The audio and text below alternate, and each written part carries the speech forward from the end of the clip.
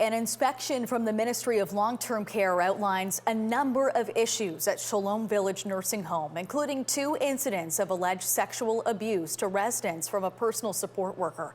As Manesa Dhanabalan tells us, Shalom Village has launched an organizational review, but advocates say the lack of action from the province is frustrating. According to the details by the Ministry of Long-Term Care, Shalom Village failed to protect 2 residents from abuse by a personal support worker.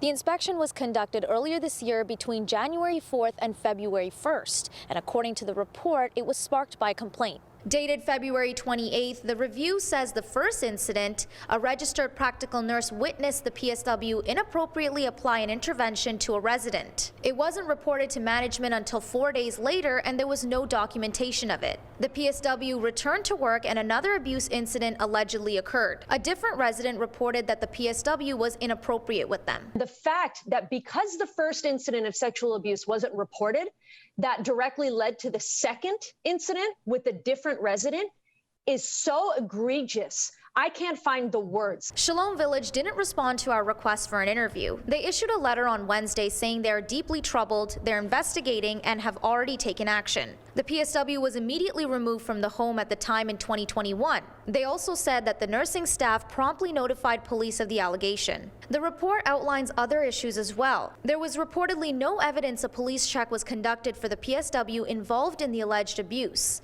and the inspection states COVID-19 measures weren't properly applied. Long-term care advocate Vivian Stamatopoulos is outraged. This was a 68-page inspection report outlining dozens of infractions, many workers not being properly fit tested, improper PPE use. I mean, these are things that just lead to preventable outbreaks and unnecessary confinement. She says this keeps happening at long-term care homes and that the province should do more to hold those homes accountable. We have no home to date that has actually been held properly accountable for everything that has happened during COVID. But even COVID aside, when are we going to start revoking licenses of these bad actors and actually, using the laws and the fines and the penalties ahead of us to protect these vulnerable seniors and persons with disabilities? Shalom Village says they'll provide updates once the organizational review is complete. Manesa Dhanabalan, CHCH News.